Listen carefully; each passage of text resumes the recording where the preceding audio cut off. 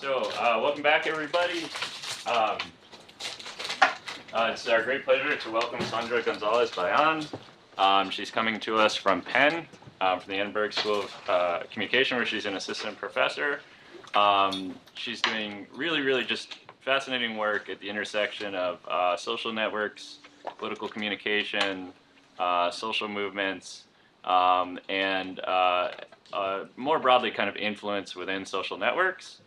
And you know, her work probably in the scope of speakers we've seen so far is probably going to remind you more of Michael Macy than Gary or Brandon, and that she's really interested in groups and how groups can have properties that are more than the sum of people within them. So we'll hear a lot of stories, I think, today about how structural positions within networks can shape influence processes, but also can lead to outcomes that were unexpected or unintended. And that's really sociology. Sandra got her PhD from sociology department. That's one of the really beautiful things about sociology. I think those of you who are hearing about sociology for the first time, you'll be hearing from an exemplar. And so please join me in welcoming Sandra.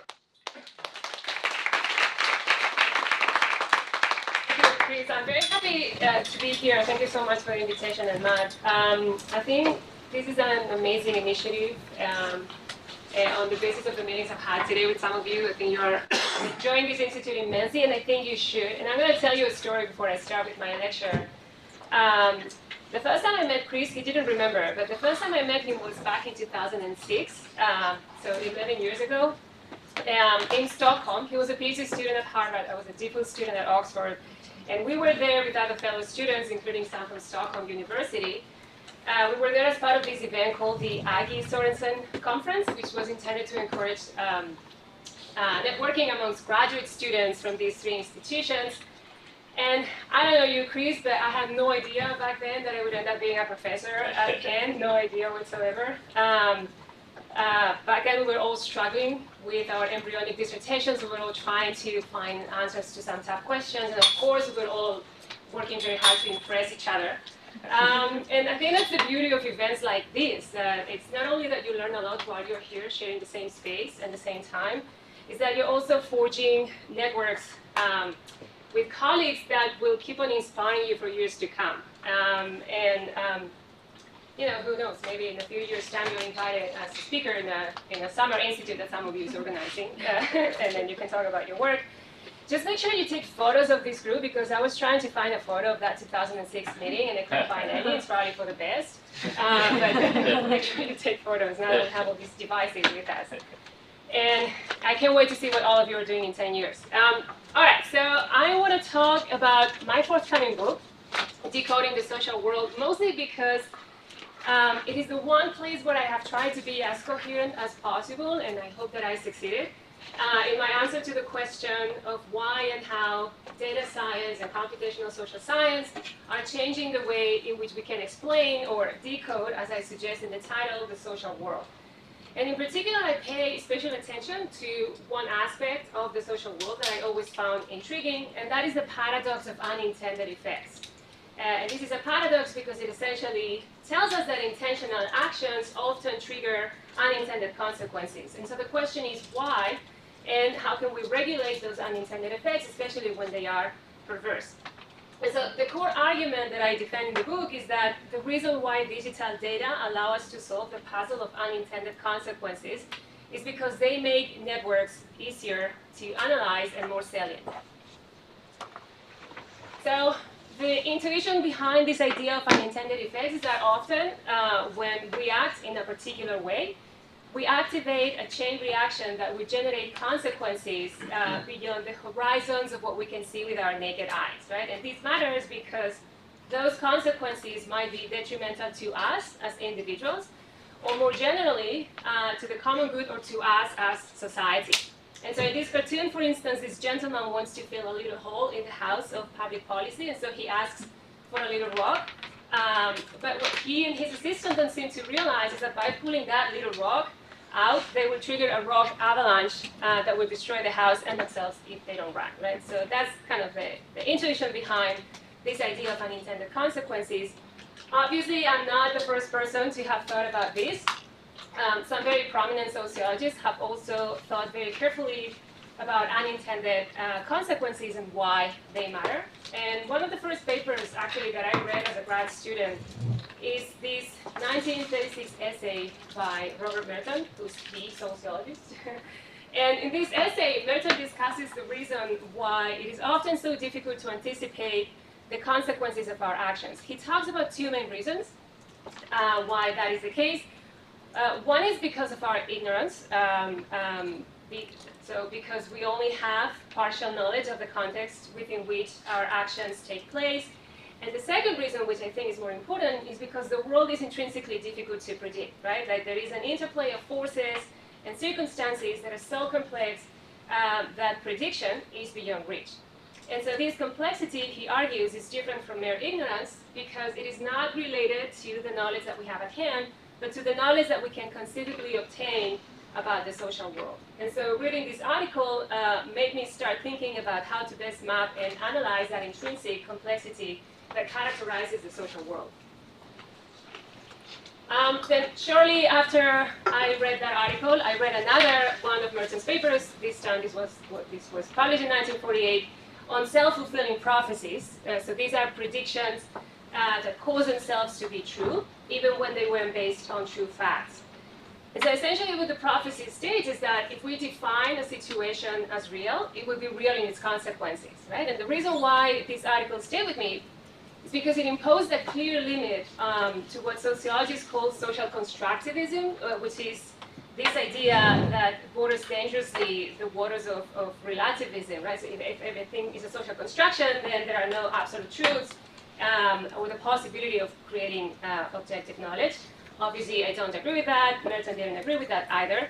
What Merton claimed was that for self-fulfilling prophecies to be true, you need to have the right collective resonance. That is, you need to trigger a large enough chain reactions for the prophecy to become a social fact, and that is not socially constructed.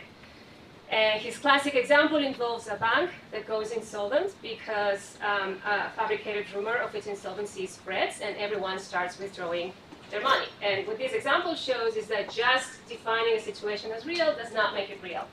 You need a collective of people behaving in such a way that makes it real.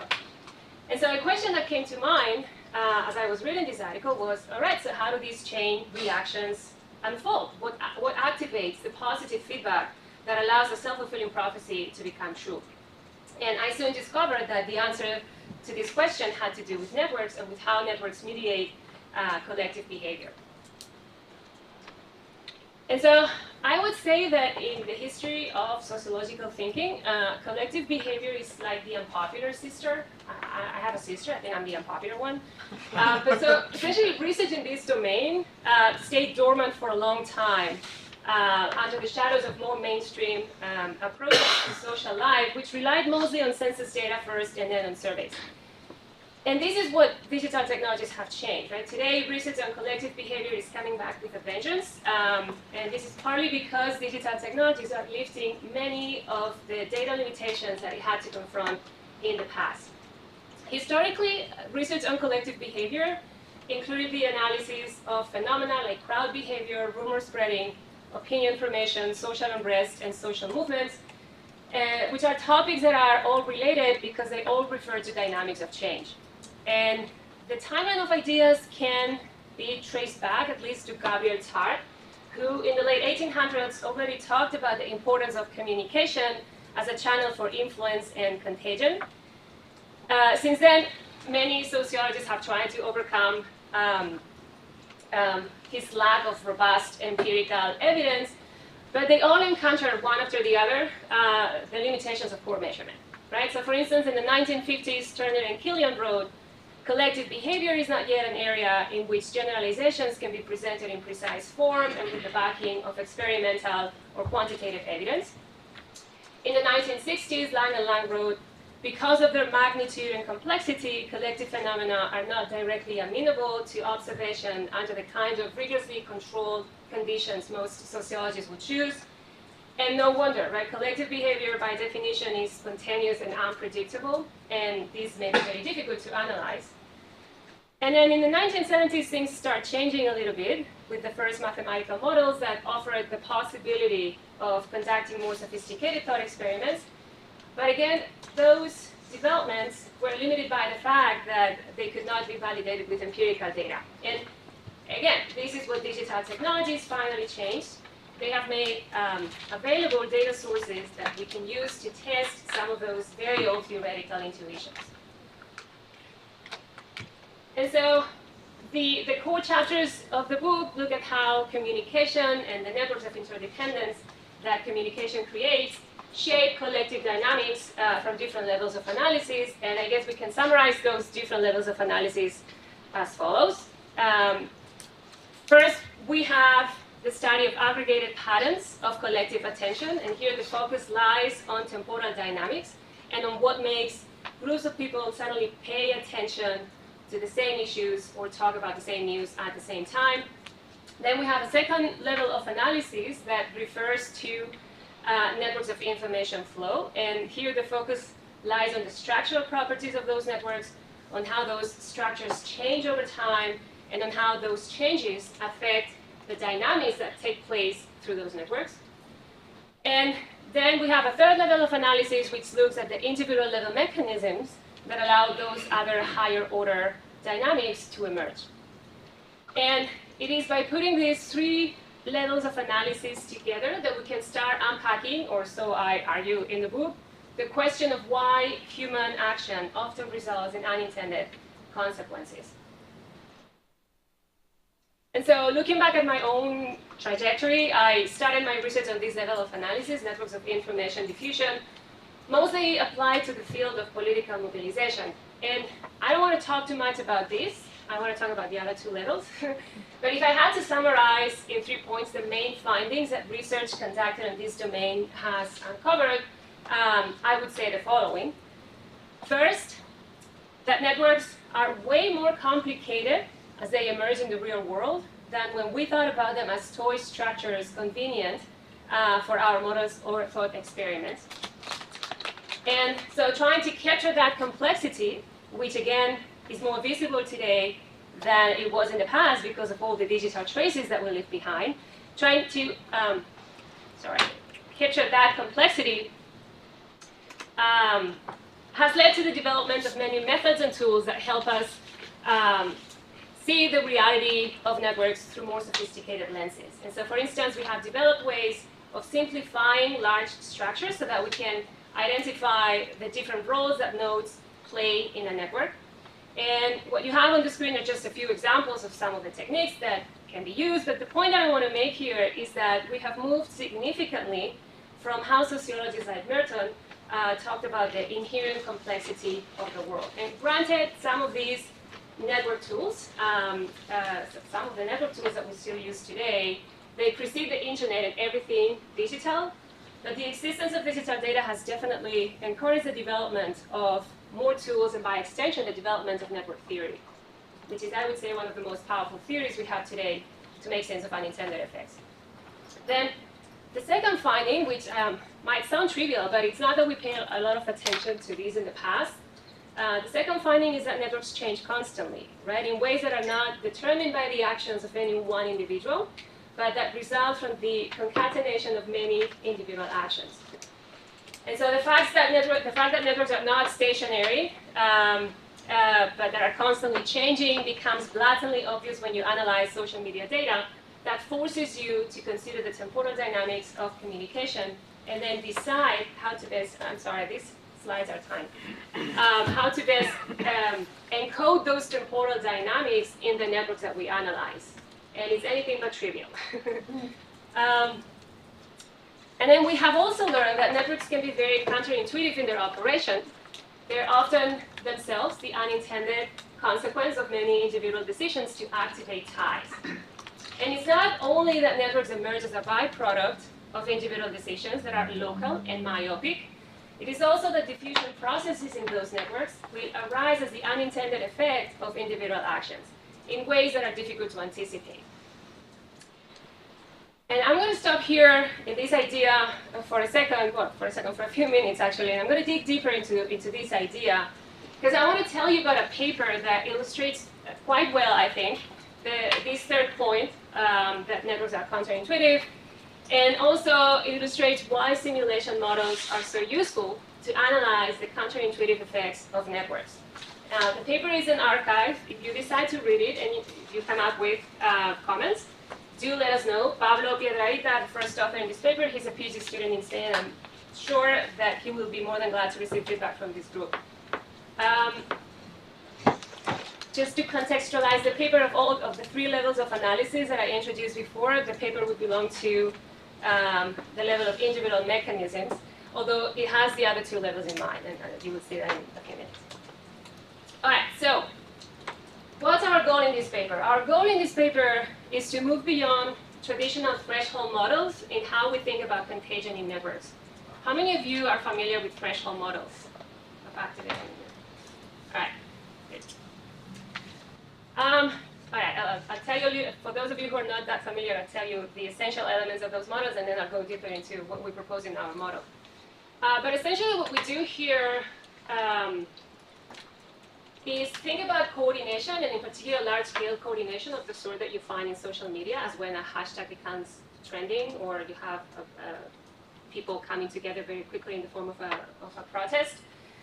We think about coordination, large-scale coordination, as a 2-step selection process, right? In the first stage, actors decide if they want to join, say, a social movement or a protest. And in the second stage, they coordinate their actions with those who already opted in. And our model refers to that second stage. Now, most threshold models focus on the cascading effects of one-off activations, where every individual activation models a decision to, say, join a collective action effort. So I decide to join a collective action effort because a certain number of people around me did so before, and that will trigger the threshold of, will activate the threshold of other individuals, and so on. And so you should think about the distribution of thresholds in these models as a way of accounting for the diversity in the motivation to become involved in a collective action effort. And so what prior research shows is that the shape of this distribution is one of the key elements that explain the cascading effects of individual activations.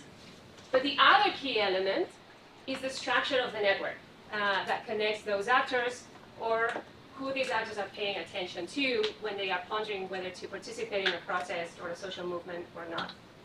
So the structure of this network plays a crucial role in encouraging or not spreading dynamics.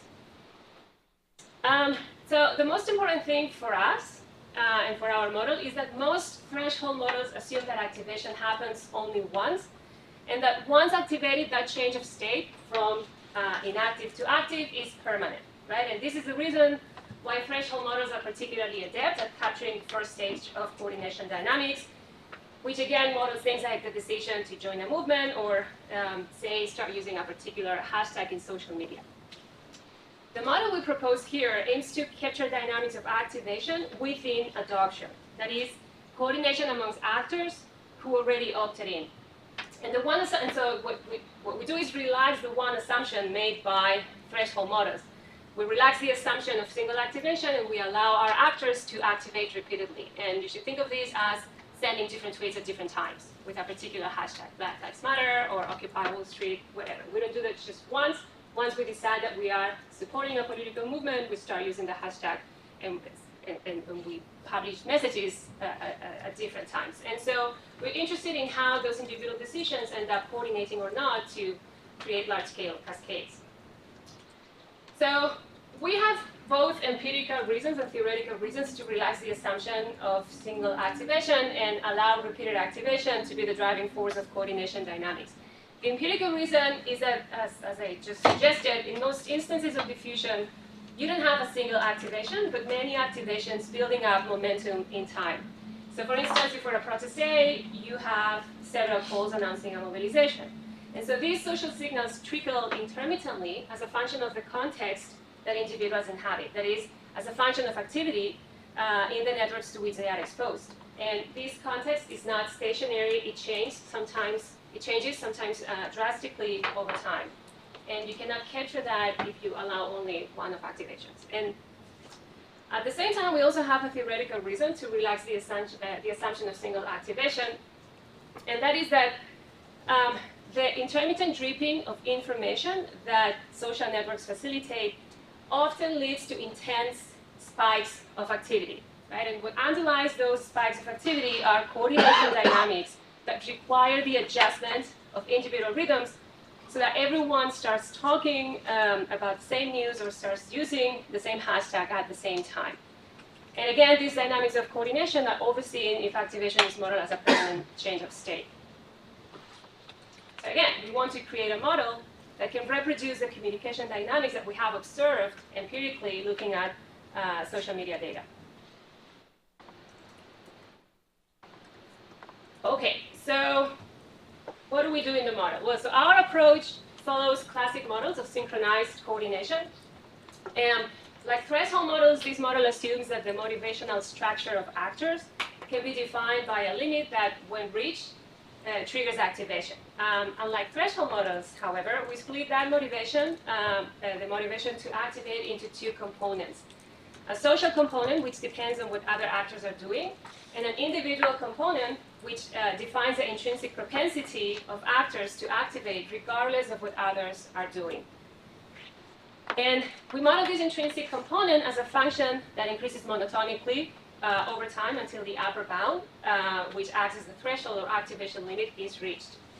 So the main assumption that we make is that when actors reach the activation zone, which they do at different speeds, they start the process again, right? And so the speed of activation is a function of two parameters. Omega, which determines how quickly the actor reaches the threshold zone, so it defines the concavity of the curve that maps progression towards activation.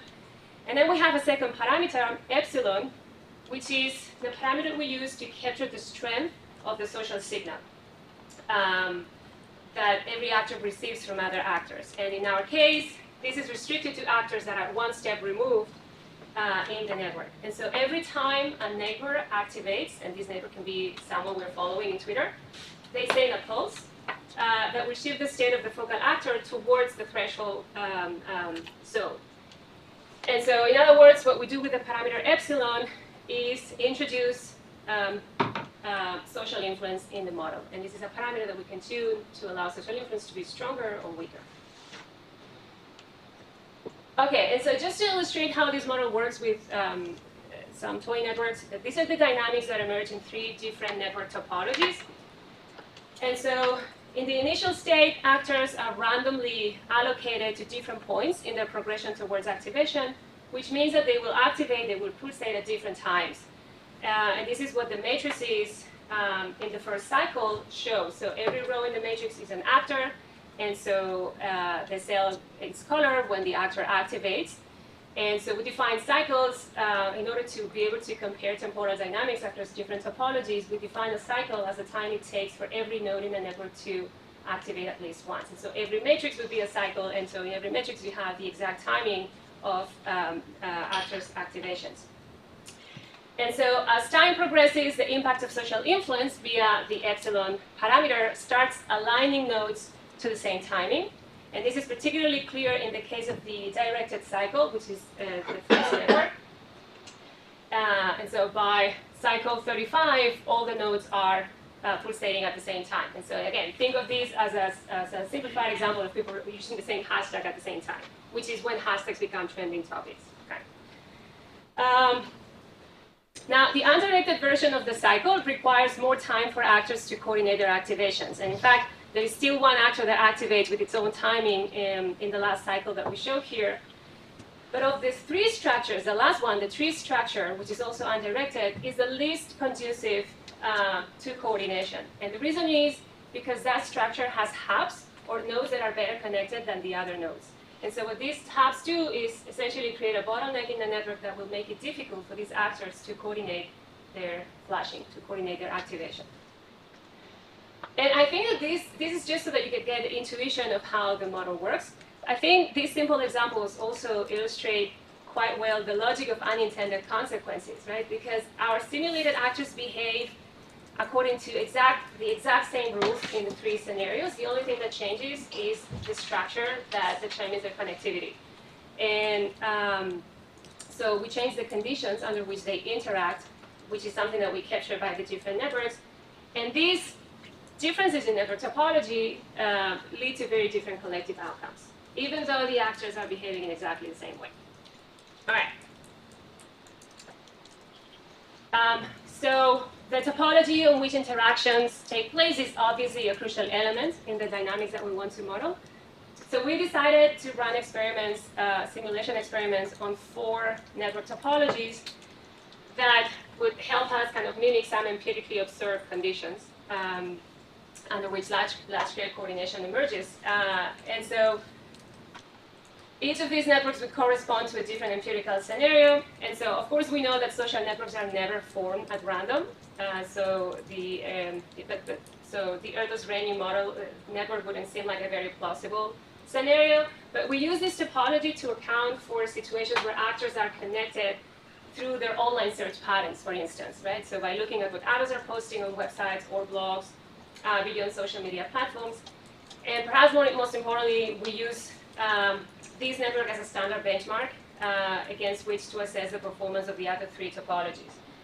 The regular network offers a way of mapping interdependence when it is highly structured by logistical or space constraints. So for instance, during the 2014 umbrella revolution in Hong Kong, social media and other internet modes of communication were censored by the Chinese government, and so protesters had to use Bluetooth technologies in their cell phones to create mesh networks and that they could use to coordinate their actions while they were on the streets. And these networks are more robust in the sense that they don't rely on online servers and are therefore more difficult to monitor by third parties, but they require physical proximity.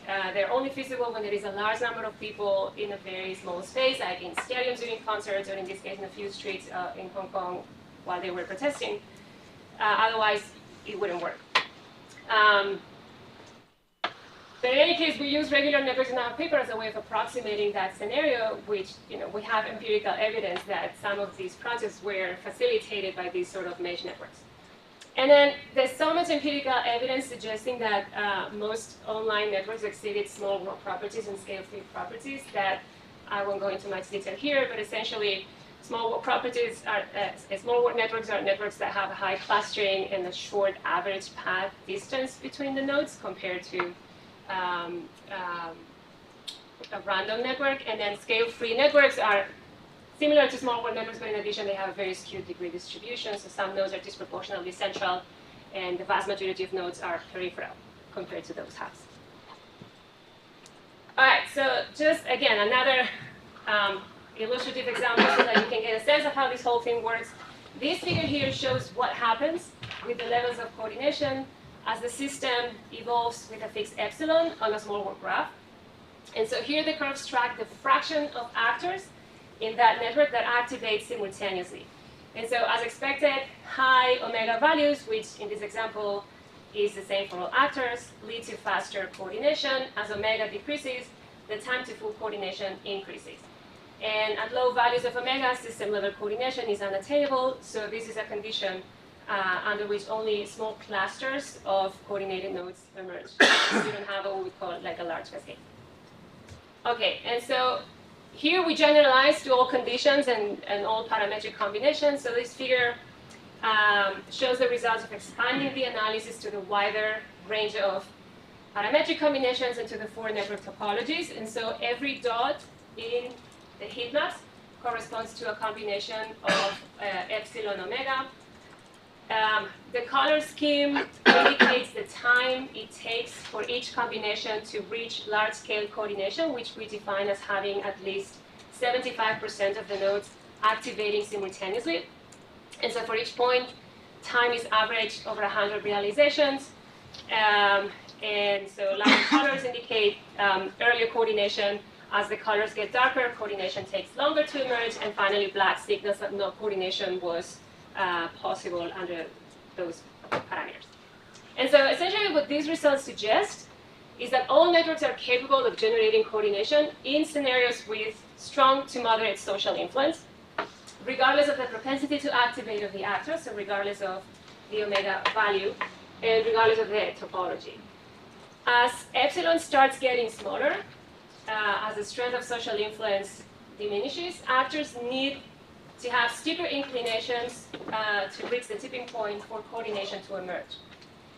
But after some critical point, it doesn't matter. No amount of actor predisposition can overcome the lack of substantive social influence. And of course, this critical point changes across networks. Scale-free networks turn out to be more stringent. And again, that is because of the effects that have on those dynamics, which is something that I illustrated before with that tree structure. Yes? Sorry, I just had a really quick question on the last slide. Is the coordination proportion, like the number of, or the proportion of pairs that activated at the same time? Yeah, 75. So it would be the number of nodes that are aligned, sort of. Okay.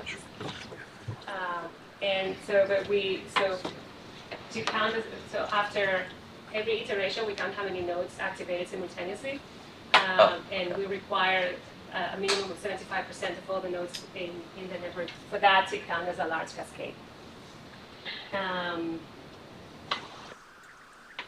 Okay, now these are simulations where we fix omega, so all the actors in these networks have the same predisposition to reach their tipping point. So this is the parameter we use as a proxy to intrinsic motivation. And of course, that's a huge assumption to presume that everyone has the same inclination to participate. And so what we did here was to add some variability to that. So we introduced heterogeneity in the distribution of the omega parameter. And so now the vertical axis measures the standard deviation around the mean for the distribution of omega. And so what these results show is that, in general, heterogeneity is bad across all networks, right? And so this supports the intuition that for a cause to grow large, actors need to share predispositions. And so they need to be as similar as possible in their willingness to act. And once again, the scale-free network is the most restrictive structure, but as long as ties channel some social influence, coordination rises fast. So what are the main conclusions that can be derived from these findings, which obviously it's a simple model, there's a number of extensions that we could apply, and hopefully I can get you thinking about some of those extensions and you decide to do them yourself. But so compared to other network topologies, centralized structures perform significantly worse at facilitating coordination, all else equal. So it is not true that centralized structures are more conducive to coordination, and this contradicts some previous findings in some literature. So we show that that is not the case. Centralized structure is all else equal bad because it hampers the emergence of coordination. The second finding is that there is a critical value for the social influence parameter for epsilon for all topologies. And so for a given network and for a given omega, there is always a value for the social influence parameter below which actors will not achieve coordination. And these critical values changes across networks, but the critical value exists across all networks. Which makes you wonder, well, if we see so many instances of large-scale coordination through decentralized networks like social media, then surely social media must be channeling some sort of significant social influence. Right? Otherwise, you wouldn't have coordination. And then a third finding is that the timing of the activations and the temporal correlations, and this is very important, the temporal correlations that arise from the timing of activations are an important element in these coordination dynamics. And again, we cannot capture those temporal dynamics with traditional threshold models that presume that you're either in or out, and then that's it, right? So those models are great to analyze diffusion dynamics, but they are not great to analyze coordination dynamics. And every time you see a hashtag trending, that's the result of coordination dynamics, right? And so we cannot capture that if we don't model somehow these temporal correlations. And again, as I said, obviously there's many extensions that we could incorporate to the model to make it more attuned to how real networks operate. And so the most obvious one is that we should definitely add some heterogeneity to the distribution of epsilon, if only to echo this idea of the strength of weak ties. But so the idea that not all ties are equally relevant. We don't pay the same amount of attention to different people. So people are more influential than others, and we could capture that by adding heterogeneity in the distribution of epsilon. Yeah.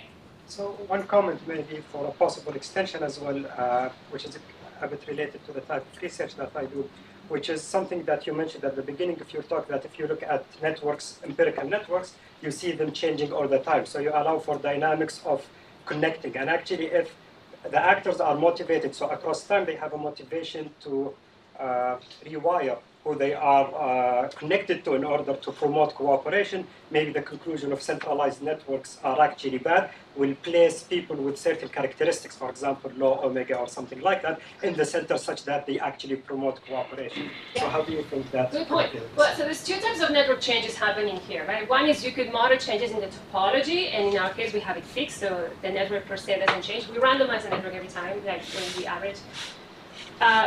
We measure change in the activation of those ties via, every time a node pulses, and those ties get activated in the sense that they transmit social influence. And that changes. And that changes over time, and there's increasing correlation in some topologies more than in others. We don't model how that activity changes the topology per se, which is something that we could do. And again, here the general advice is it depends on the model that you're trying to replicate, or sort of it depends on the empirical scenario that you're trying to replicate with your model. So if you think about social movements like Occupy Wall Street or Black Lives Matter, I wouldn't model changes in the topology of the network unless you are sure that the structure changed drastically as a function of those communication activities. So those changes happen at different time scales. And so it might very well be, so I think it makes a lot of sense for cases like this to presume that the topology doesn't change substantially of the period of, say, a week during the period of the 1 week where everything goes crazy and everyone starts using a hashtag. If the topology probably doesn't change that much. If you were modeling dynamics over a year, then maybe that's an assumption that you cannot make so likely, right? But there are papers out there, we don't do it, but there are papers out there where you actually model changes in the topology as a function of the dynamics that topology channels. So, you might decide to stop being friends with someone because of the information you receive from someone else, and that has an impact. Those two things co-evolve simultaneously. This is not something we do here, but it's interesting to explore, yeah. And I mean, it could be the intuition as well behind it that if I'm activated or mobilized towards a protest or something like that, and actually I see that it fails, and I know that some of my friends or some of the connections that I have weren't activated with me in that time step, then in the next time step, actually maybe I want to disconnect from those and connect to the people who were activated in the last time, although we did not synchronize. And by doing that, actually you are creating kind of people who will have the tendency to activate might segregate in the network and actually create these echo chambers that allow for some parts for the collective to promote coordination. Yeah, I think you're cooking up a model. Like, are you actually working on something like that? I worked on actually replicating many of the results that were specific to static networks, and they look at the connection between centralization and certain outcomes. And in many cases, when you actually, like in cooperation, in collective intelligence, once you actually allow for some sort of preferential attachments between nodes to change once they realize the outcome in the previous time step, it actually it can change the conclusions that centralized networks are bad, because there will be a correlation between topology and node-specific characteristics. Yeah, I'm nothing to add. No, it's interesting because when you were telling me about your project, it's interesting because you mentioned like Occupy Wall Street specifically, and I feel like the dynamic that what you're saying would sort of model is the dynamic where someone stands up and they're really loud, and they're like a central node, but then people around them are like, this person has really dumb ideas or something, and they sort of choose to listen to someone else. That's just the dynamic I was thinking of in terms of social movements, that type of modeling change might model. Like, some social movements might be like, there's an identified central person, and regardless of some characteristics that people, but other social dynamics, like, I just feel like, yeah, you could have almost like a parameter of how dynamic the network can be based on characteristics or something. The question, though, the golden question is how. So can you anchor that parameter in observed data? That would be amazing, right? Like, same with this model. Like, in the end, those models are useful at exploring. It's like a thought experiment. Right? Yeah. Like, you have all these parameters, you try all these things, but when you actually think about how these networks emerge in the real world, yeah, then they are, they take place in a very restricted parametric space, and so if we could sort of somehow anchor those parameters with some sort of empirical insight, that would be. Sorry, I just have one more thing or question. So it says like centralized structures perform worse, right? So when you had the 3 networks, you had the directed cycle, undirected cycle, and then the tree network, I was thinking like there's an even more centralized network, right, which is just like the hub and spoke, so just one node in the middle. So does that, if you had that as like a fourth, does that perform even worse than the tree model? We chose the tree because it has a bridge between two sort of semi-class, so two parts of the network that would be disconnected otherwise, which is it's what causes the bottleneck. The fact that those two hubs are interacting, they have a lot of influence to the peripheral nodes, but they are kind of struggling with each other in terms of them allowing the timing of one part of the network to travel to the other part of the network. The star network would be trivial, right? But then there's other aspects that we didn't consider that I think are more interesting empirically, which is the community structure of these networks, how that affects. Because then you define bridges on sort of a mesoscale. You know, the tree is clear, you have that one bridge connecting the two parts of the network, but when you have community structure, you are characterizing groups and networks on this level between individuals and aggregates, and then it's not so, we don't do anything that allows us to identify how different community structures will affect coordination dynamics. Yeah. The only thing we have is the scale-free network, and then the small network which has high clustering, but then in the scale-free networks you also have all these hubs. And so in terms of thinking, and so again, so we know that at least part of my own empirical research on communication campaigns around social movements, those structures have high modularity, and so we don't incorporate that here in any way.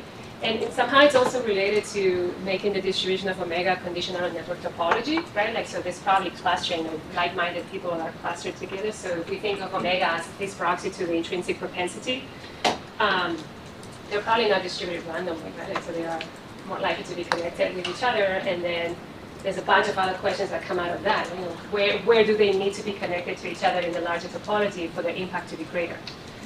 And so there's so many things that we didn't try that are so interesting. Right? But again, ultimately, I want to emphasize here that, so going back to, you know, these three levels, right? Like, so this paper is a model we make up, like stylizing facts from the real world. But those models are only useful and interesting, I think, if you try to make them coherent with what we are learning about these two other levels of analysis that are more empirical. Right? Anyway, any other questions so far? How am I doing with time? Let's see. Really, I mean, we have plenty of time. Okay, yeah. you can yeah. cut me anytime you want. Yeah, do you want people to interrupt you? Do you want to Yeah, just yes, make... do, so, yeah, please interrupt if you have comments or questions.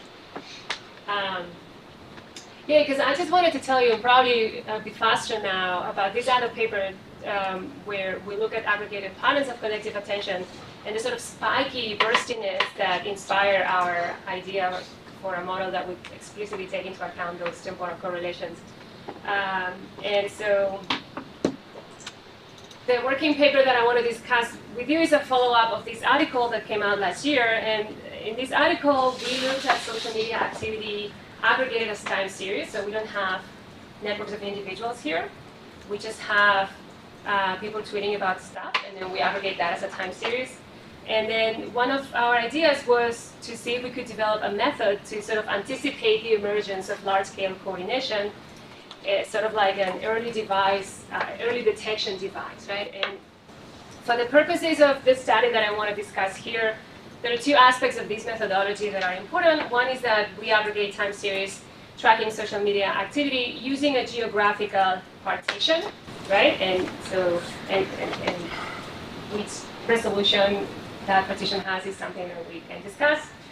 And the other is that we then use those time series to infer networks of directional influence using a technique that allows you to determine which time series are driving other time series. So this is like Ranger causality, but it's a bit more sophisticated than that, but because it's a symbolic transformation of the time series and whatnot. But essentially what we do at the end is to have a network of which time series, which again are aggregated on a geographical, according to a geographical partition, which time series are driving other time series. So who's leading and who's following in the exchange of information, right?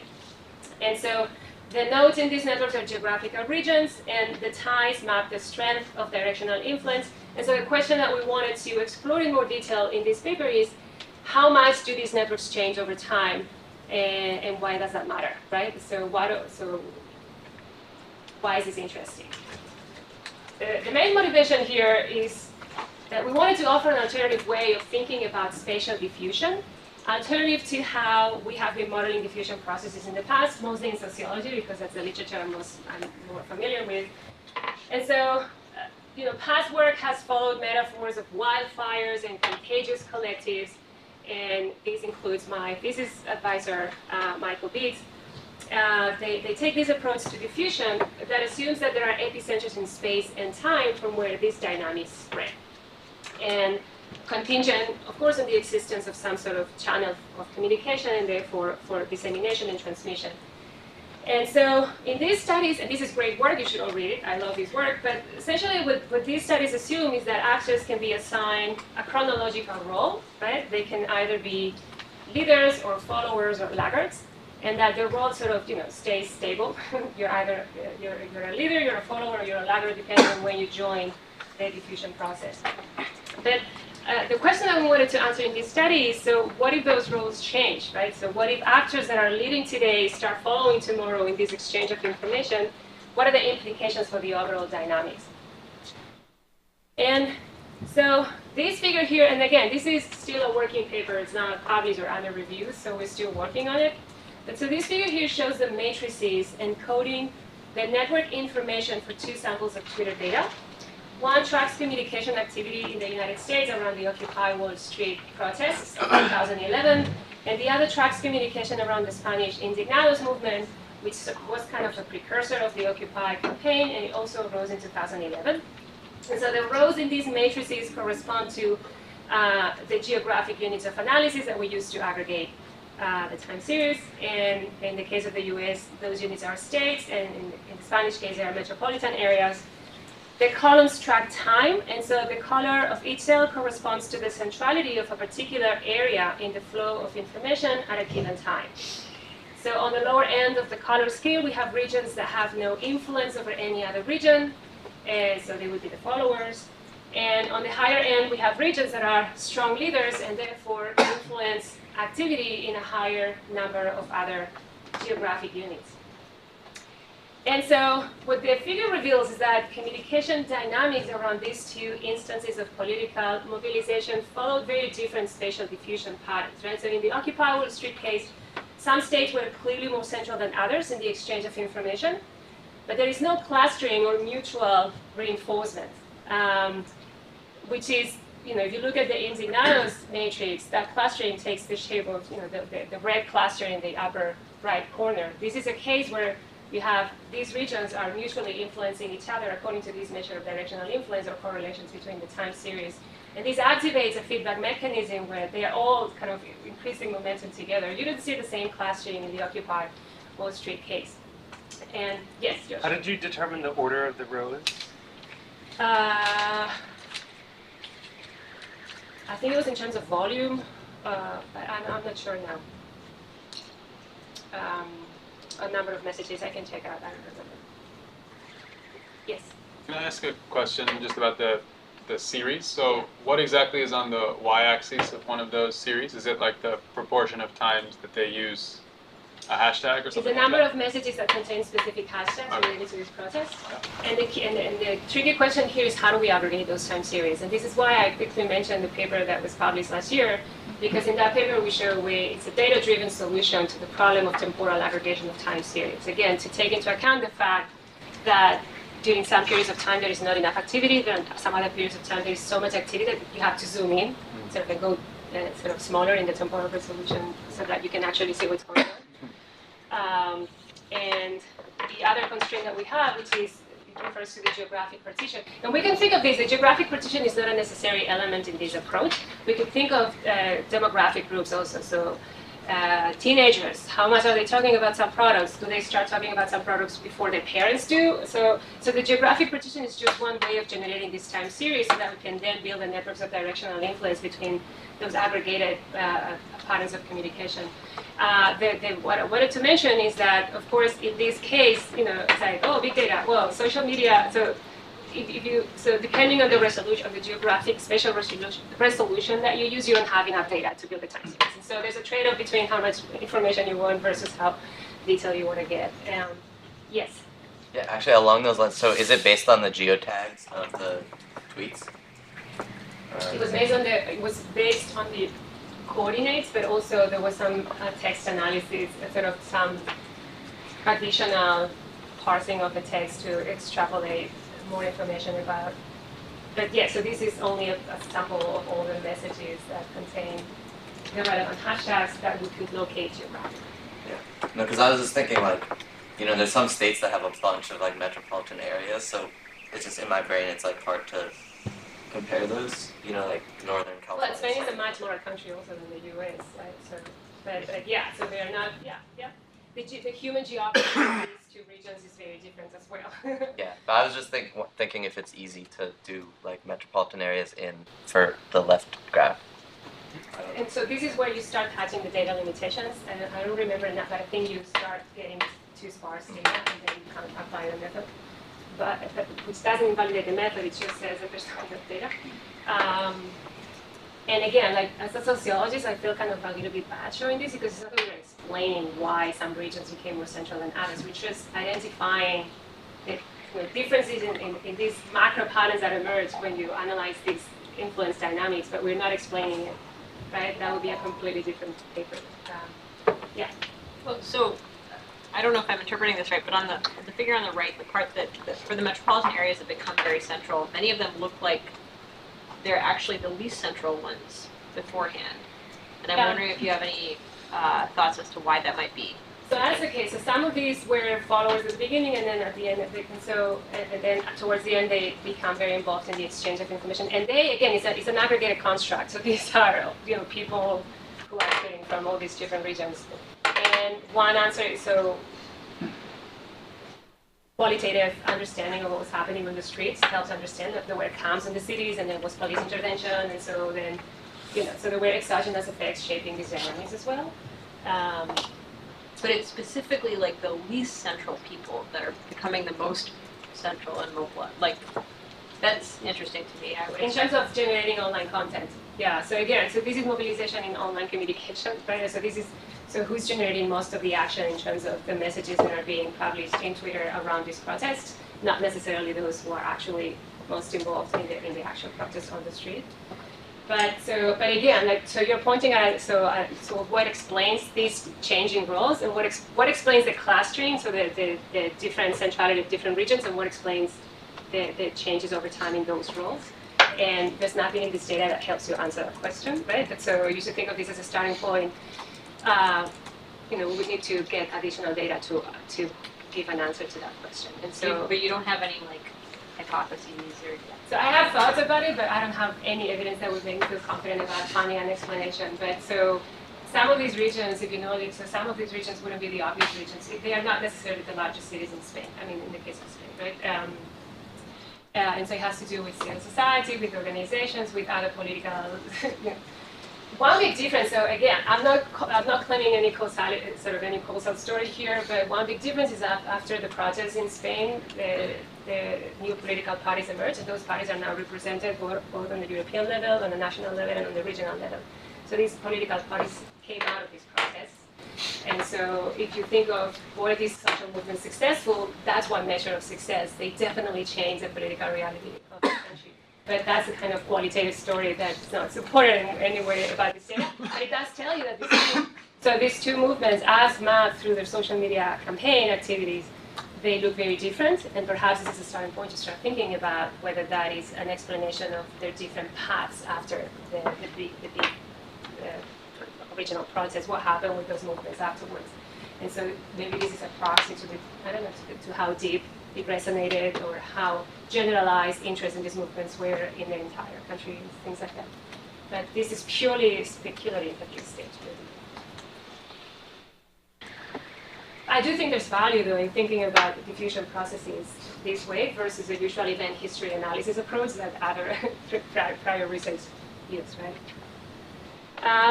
All right, and then I have this, but I'm going to skip it. So, because we're running out, and I want to have some time for discussion. So what are the main takeaways of this research so far? And again, let me emphasize that this is very preliminary. Well, one of the conclusions we draw from this is that it can be misleading to think about diffusion as dynamics that ripple out from unique centers.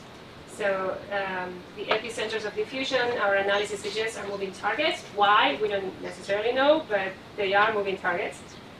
Yeah? No, I mean, just going off that moving targets, couldn't it be that the people are moving? Like people are going to the if those people are moving and their coordinates didn't change, right? So okay. Then Yeah. we can capture them. Yeah? Right. Yeah. There's a lot of caveats to be made about social media data. Absolutely. But so I think what seems to be more important, rather than think about leaders, followers, and laggards, what seems to be more important is the moment when feedback effects, which we identify in the form of those clusters, right? Like, so the more clusters you have, the more feedback effects you get between all these different time series. I think that's more crucial because generalized activity across regions depends on those feedback mechanisms being activated. And in the Spanish and technology movement, you see that. There's no evidence of that in the Occupy case. With all the noisy data, I mean, that's noisy data, and data are not perfect, but it's the same source of data for the two cases. In one case you see it, and in the other case you don't. And so now the question is why, right? And again, let me emphasize again, there are many other elements of the diffusion process that we did not consider. For example, the exogenous drivers of the dynamics that we map. Also, our spatial analysis of these communication signals aggregates the data in a way that masks meaningful sociological factors. So, for instance, for the variant demographics of every region, we didn't take that into account yet. And so this is obviously something that we would like to think about in the future. We haven't yet. So if you have ideas, let me know. All right, so back to the beginning. Any questions so far, though, before I go back to big ideas? And, no? Okay.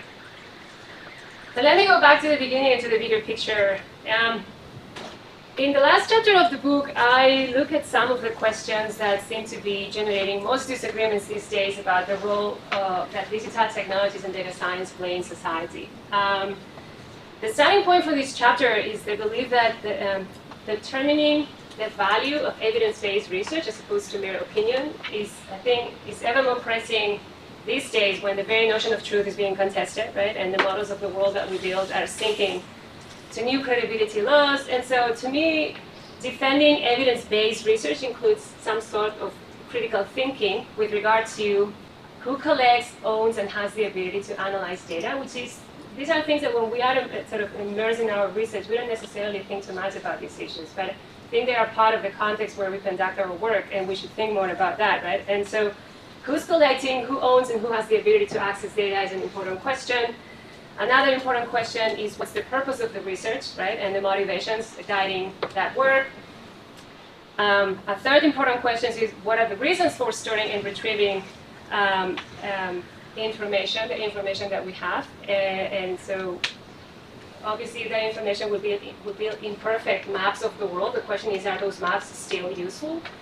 And then finally, there's the question of how to allocate responsibilities in networks that are decentralized in their operation and therefore full of unintended consequences. And so I have no definite answer to any of these questions, but I have some thoughts that I want to share with you, and perhaps maybe we can discuss a little bit more together. So I'm going to consider each of these before I finish up. And so back in do you know who these guys are? Back in the 1960s, Karl Popper and Theodor Adorno, they led a public debate that has come to be known as the Sisyphus dispute. Even if this label was in itself disputed because the participants would not agree on what Sisyphism was and who belonged to that category of thought. So they couldn't even agree on that. But nonetheless, there's a dispute.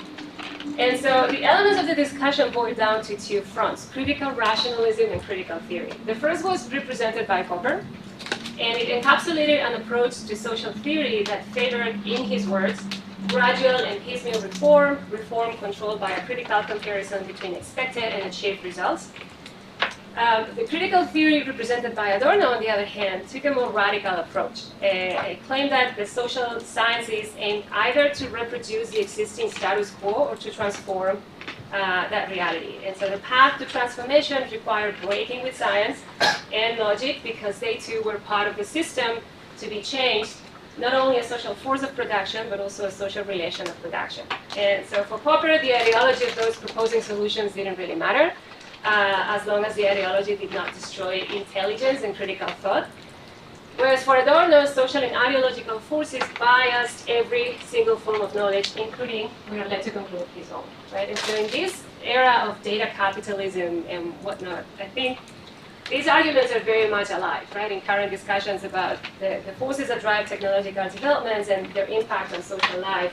And I guess what I'm proposing here is to side unambiguously with the approach evoked by critical rationalism, right? And so that's all we can do, right? So to trial and error, and that trial and error process needs to be guided by data analysis and constantly updating our representations of the world and see what works and what doesn't work.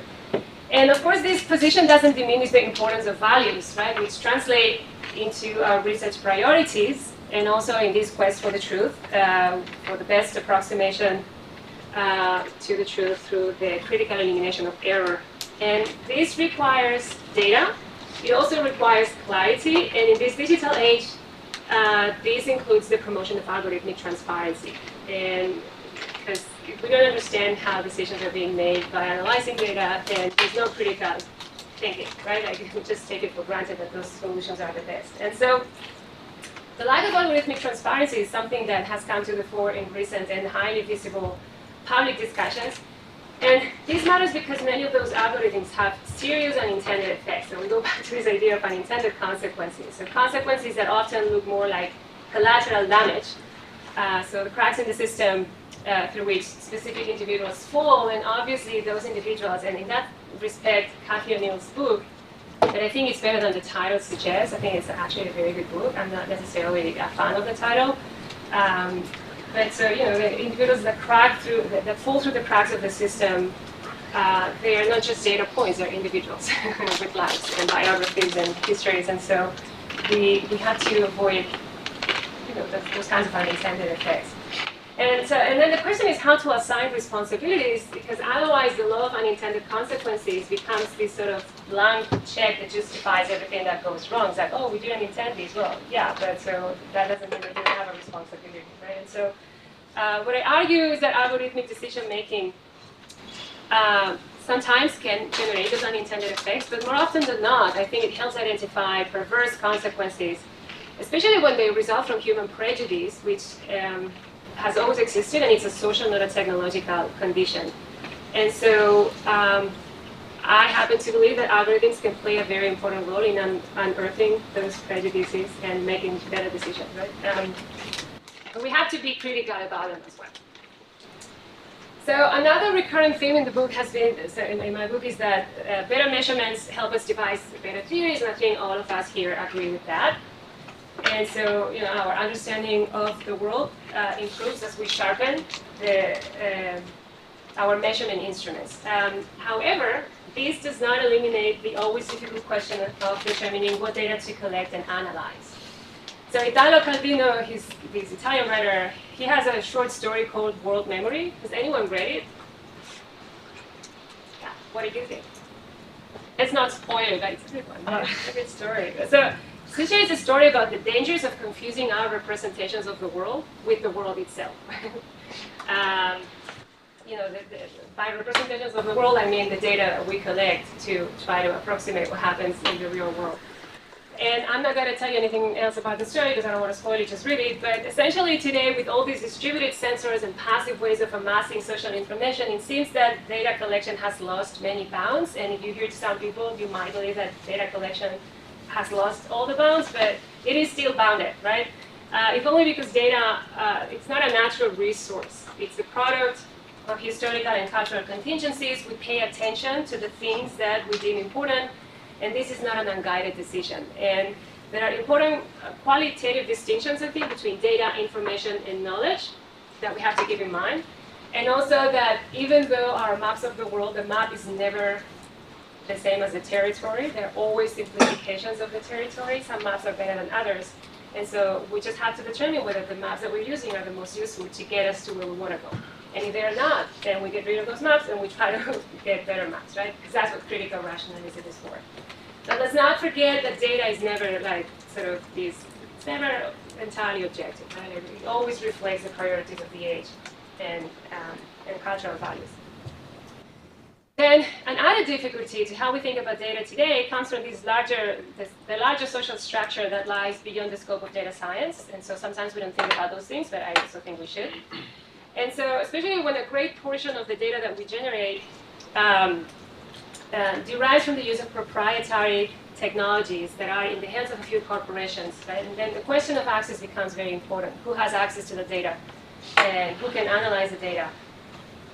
Historically, the collection of data started as a tool that allowed states to have control over their populations. But today, data collection is increasingly in the realm of private interests, and the clarity and the transparency that we need to be able to apply critical thinking, that is, to compare the expected and the achieved results that come out of the analysis of that data, depend on having access to that information and to how it is being exploited by private corporations, but also by some intrusive states, by the way. But so, again, so let's not forget that data access is creating imbalances and hierarchies that are not necessarily good if we adopt this position of critical rationalism. And then finally, there's this question of when the code is cracked. And again, like the book is titled Decoding the Social World. The entire book revolves around this metaphor, this analogy that sees in the social world a cryptogram that we can't decode, which, by the way, is a metaphor that many scientists have used historically to talk about nature. And the starting point of this metaphor is the idea that social life has a structure that is often hidden, right? And so Maslow's probability can help us reverse engineer a cryptic code so data science can uncover the patterns that give structure to the social world. And so, but what is important to me is that this analogy emphasizes the stochastic nature of social life, the fact that its course is never fully random, but it's never fully deterministic. It is instead a dynamic process that exhibits path dependence. So the present constrains the future, but never fully shapes it. And part of the reason why that is the case is because of all these unintended consequences, right?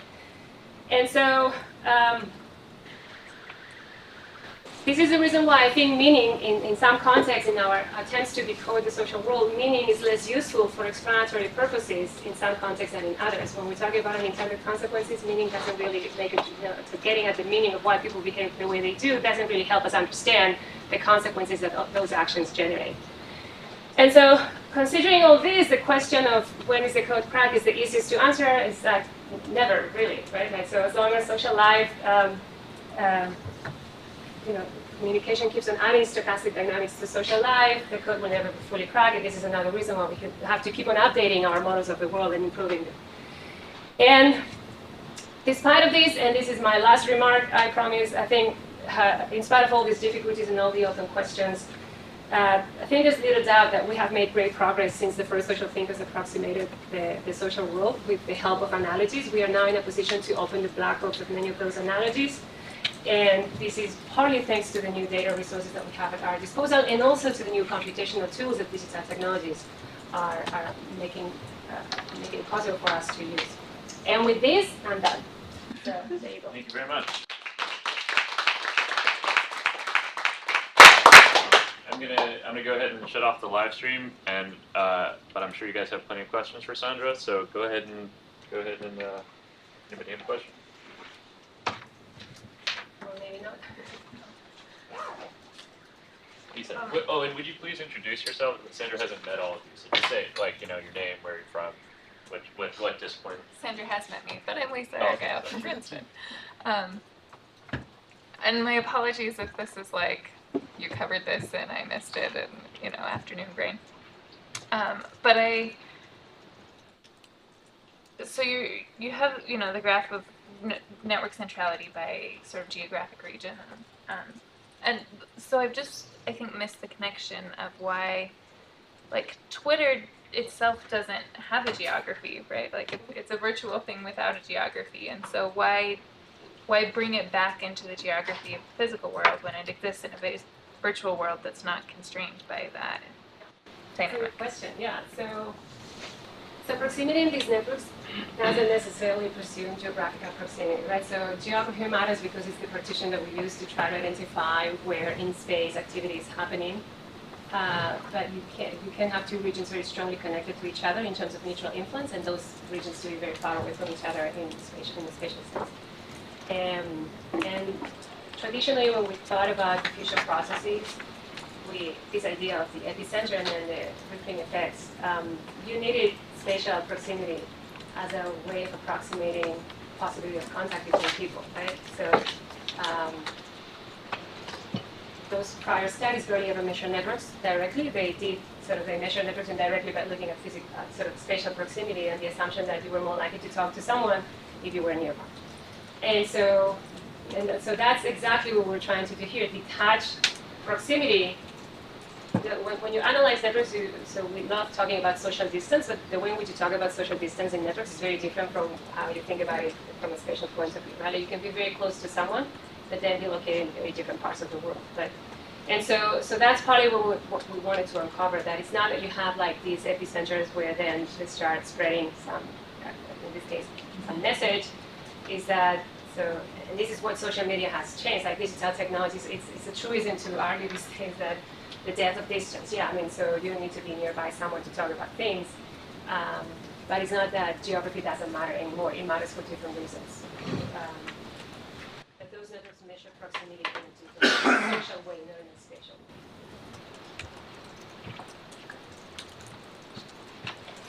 Yes? I'm curious about your comment, the project of studying the social world never ends because it's changing. Do you think, is that because the rules that are governing sort of the social network are changing? Or there's something else at some other level that's changing? By rules, you mean? Like the sort of the principle you're trying to describe, sort of model you're building of this social network. Do you think like that is sort of changing over time, or? I think the building blocks are the same. Building blocks in a theoretical explanatory sense, like the way in which we think about action, reaction. So those, I've always said that digital technologies are not really changing anything. Like networks pre-existed Twitter and Facebook, right? Like, so the way in which networks channel social influence, the way in which people interact with other people. So the building blocks haven't changed. What changes, so are the conditions where those mechanisms get activated, right? So when I say that social life is never fully random, never fully determined by it's never fully random, I mean that those building blocks remain the same. And again, when I talk about building blocks, I talk like a sociologist. If you were to talk with a psychologist, their understanding of building blocks are completely different. So how people process information. So for me, building blocks are essentially, how you behave, but then how those behaviors concatenate with each other in these chain reactions, which are mediated by networks of interaction and influence. So it's in the process of the concatenation of those individual actions that the never fully deterministic comes in, right? Because it's the alignment of circumstances and the way in which those chain reactions branch out and unfold. They're so difficult to anticipate a priori because they depend on so many things, right? And so in that sense, that's what I talk about is never fully deterministic. So never fully random, never fully deterministic, that's what I mean. So for that reason, I think that we have to keep on updating our analysis of how social dynamics unfold, especially when you devise strategies for intervention, because those strategies for intervention that you implemented with the purpose of, say, I don't know, stopping false rumors from spreading, that might generate other outcomes that you cannot necessarily anticipate easily, and for that you need to keep on monitoring what's going on. In that sense, but there's a whole range of social research questions that might not necessarily fit in this vision, right? But when I think about the difficulty of predicting social life, what I have in mind are those chain reactions and those that networks aim to capture, the complexity of which we can map with networks, but there are other things that you cannot map with networks. I have not a lot to say about this.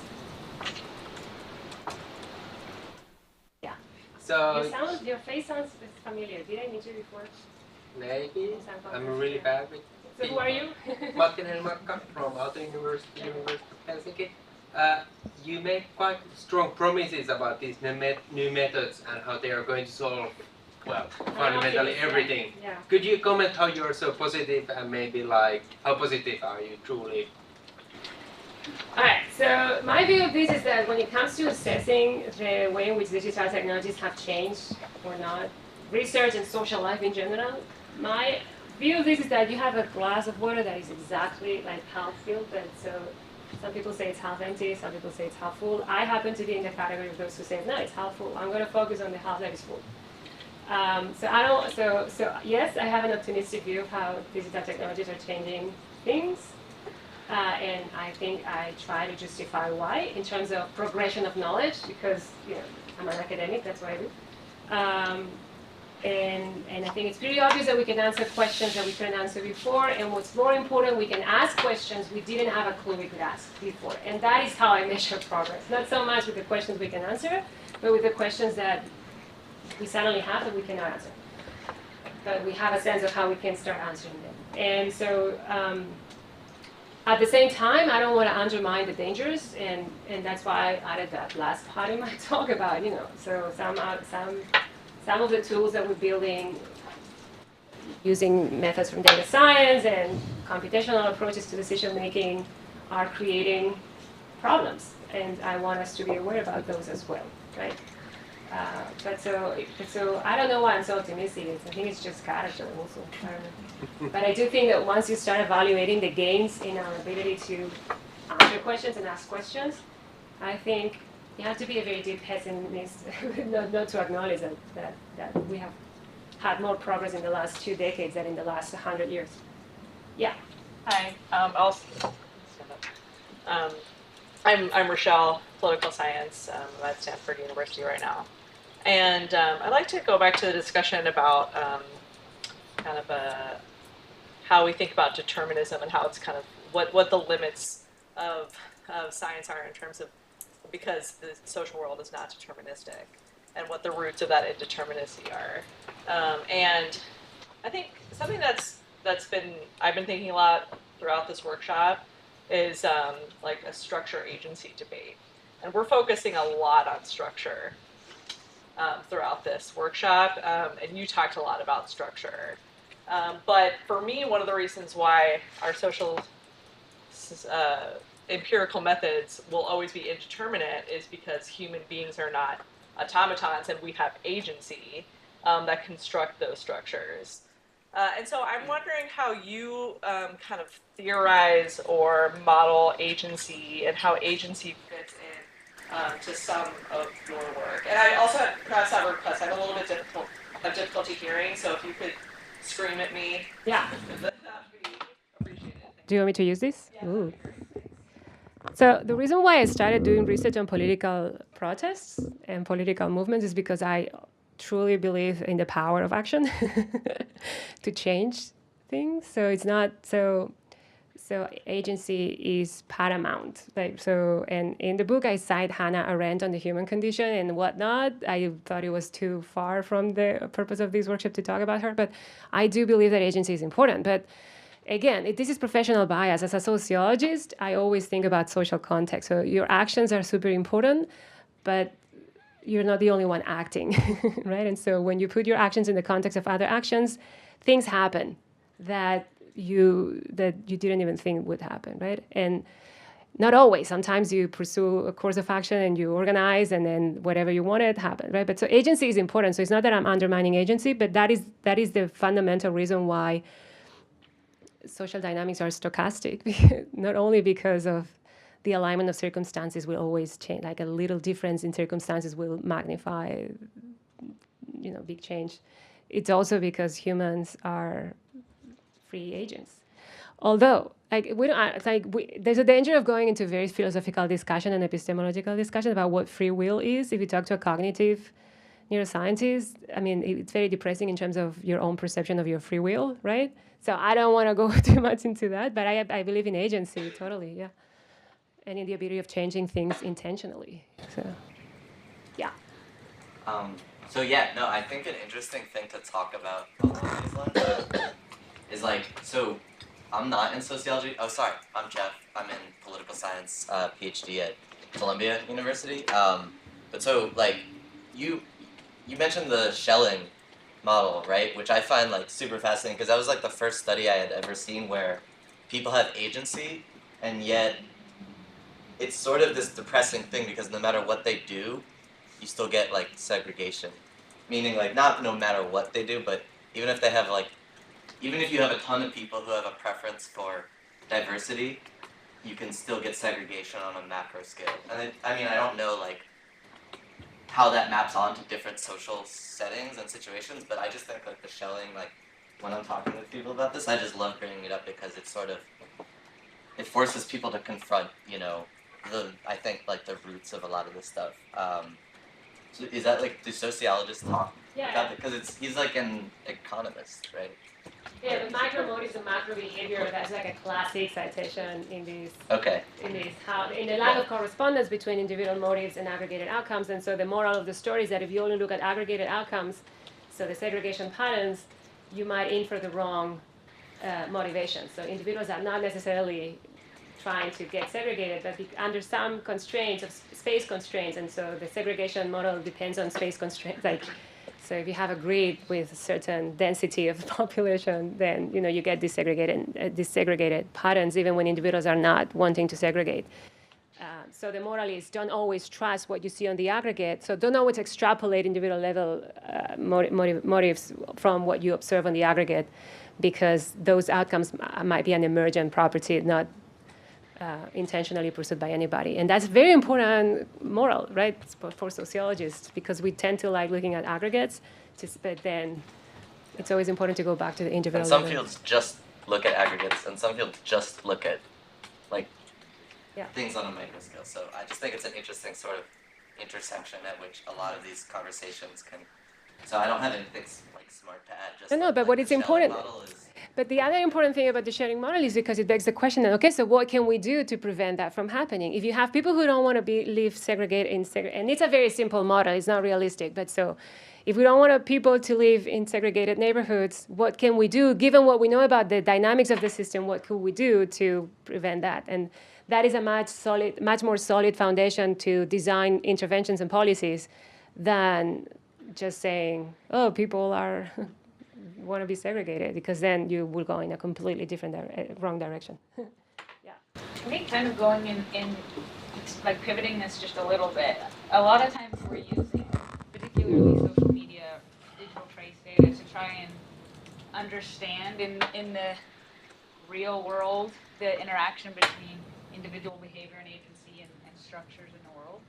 And I feel like a lot of times we neglect the fact that these digital platforms are themselves interacting with both individual psychology and the larger social structures, so that not only does Facebook work differently in terms of my personal interaction psychology with it than, say, Twitter or one of the other platforms, but also that they work very differently depending on whether I'm living in China, Russia, Spain, the United States, the southern United States, or the like metropolitan hubs or something like that. And I don't know if you had any thoughts on the attention of the kind of computational science to the actual like user interfaces, the digital platforms where we're getting our data.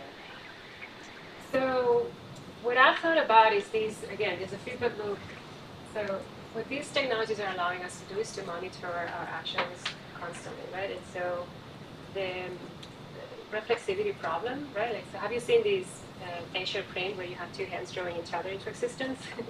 so the fact that we change our behavior as a result of theories we build on our behavior, right? And so the Google flu trends, have you heard about these? What happened with the Google flu trends? So at some point that it stopped being a good indicator of flu epidemics, because of these feedback loop, right? Like, so they introduced noise. Like, people stopped searching for symptoms because they were falling in, but because of the news or because. So I guess one way of thinking about what you're suggesting is how much being aware of our behavior in social media changes our behavior in social media, and therefore what those measures we can extract from social media mean about the way in which we behave. And it's a tough one. It's not a new problem. What is it, like the classic Hawthorne effect, like when people in a factory started working harder, but it wasn't because of the lights, it was because they were being observed and they wanted to make the researchers happy. It's the same problem, only that now it's the speed that has changed, right? And so we are constantly monitoring, and so you see what everyone else is doing. And so I think makes this feedback effect between your actions and your learning about what you're doing. It makes that feedback effect faster, and that has implications for the metrics we can extract from social media, I think. So it's something to keep in mind. Yes. I'm Adanir. I'm doing a postdoc at Brown in Watson, but I was a sociologist in the past life. You're not anymore? No. So I thought I think the idea of using these tools to study the sort of the three levels, as you put it, is really fascinating. I suppose my reservation is that when we're studying protests and collective action, there are a whole slew of phenomena that we're studying in social life. And what happens, I worry sometimes, even when I'm thinking about ways to study this phenomena, what happens when we want to apply these kinds of tools to it is that we tend to represent that explanandum in a really convenient way for analysis. So we collapse protests, we collapse the indignados into hashtags on Twitter, or we collapse Occupy Wall Street into hashtags on Twitter or something like that. And I was wondering if you could talk a little bit about what is whether you think that something significant is lost when we go from protests in the real world to protests on social media, and also if there is something that's lost, what are ways to apply these tools to the protests in the real world? Is there progress that's been made in mapping networks of diffusion, real level protests rather than social media protests? So I think there's always something that gets lost when you're trying to build. Again, we go back to the map is not the territory. It never is. In the example of protest, so I always was very careful to talk about protest campaigns in social media. So those networks are not necessarily equivalent to a social movement. They are a campaign instrument to recruit people or to spread news and information, to coordinate logistics. So in the Turkish, in the Gezi Park protests, so in all these campsites, they needed to organize logistics, and social media was quintessential for that from an organizational point of view. But the map is not the territory. That's just one of the layers. It's not the other one. So we lose a lot, but I think as with everything, you have to be consistent with your measurements when you build your theories. Right? Like, so if you claim more than you're actually doing, that's bad now. It was bad before. Yeah. Like, say that. I don't want to say that social capital theory is bad, but so can you really reduce social capital to how many associations you belong to? I don't know, but we have been doing that for a long time, right? And so can you reduce the density of networks to the number of so the problem of whether your constructs of the world are really measuring what you want them to measure, that is not new.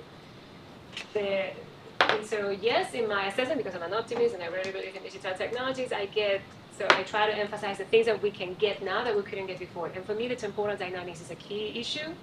The other is the scale of the networks we can build in order to assess diffusion dynamics and things like that. That is new. That wasn't possible to do before. Most social movements literature relied on egocentric, so why did you, self-reported egocentric data. Oh, my cousin told me about the process, that's why I'm here. And you can get a lot of interesting answers out of analyzing that data, but that's limited too. So again, like the issue is, let's build as the best possible maps of the territory, knowing that a map on a scale 1 to 1 is a logical impossibility. That's a basic epistemological principle. But we have to get the best maps possible. And the usefulness of your maps depends on where you want to go, and which in research means what are your questions. So if you're interested in information dynamics, then social media is perfect. But it's not the only channel for information diffusion, but it gives you the sort of data that you wouldn't be able to get otherwise. If you're interested in other aspects of social movements that would require in-depth interviews, then you have to do in-depth interviews. Like Twitter will not give you those answers. And so I guess the big challenge then is how can we integrate all these different ways of generating knowledge? And I think that's really important, especially now that computational social science is such an interdisciplinary domain, that translating theories to theories is even more of a challenge. And again, for me, networks was like the lingua franca. It's perfect. Like you can talk to physicists and mathematicians, and we all talk the same language when we talk about networks. And then they miss some detail, they miss some of the maths. But like networks is the language that helps integrate all these different findings. I'm not sure, like, in the research on social movements, I'm not sure that has happened yet, like sort of an attempt at, like, it's enough to fake it, just publish her book on tweets and protests on the streets. But integrating everything we know into a coherent framework, I'm not sure that's possible. Yes?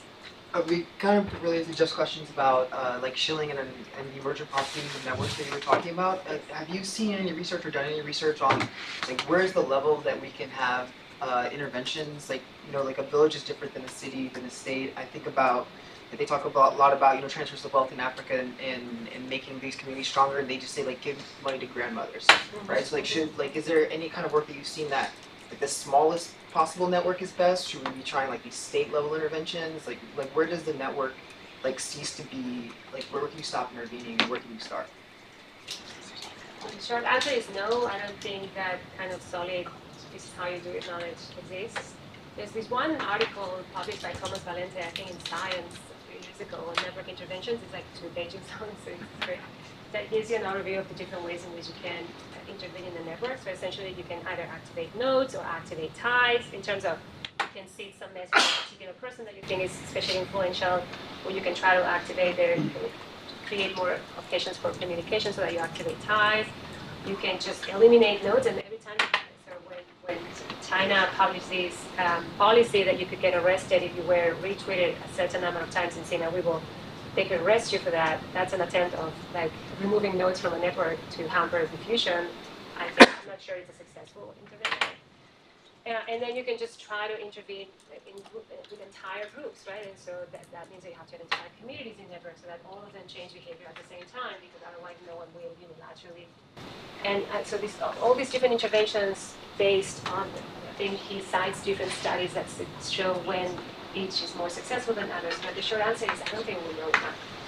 And so, but in terms of you know, what's more effective, like a mass media campaign or a peer-to-peer way, sort of, or trying to instill behavioral change through peer-to-peer influence, I think if that's one way of interpreting your question. Like, I think peer-to-peer influence, we have enough evidence that suggests that peer-to-peer influence can be more successful than mass media campaigns. But it depends on so many factors. It depends on the thing you're diffusing. It depends on what behavior you're trying to change. That is difficult to answer in general. But maybe you could write a review article as assessing that question. I don't think it exists. I haven't seen it.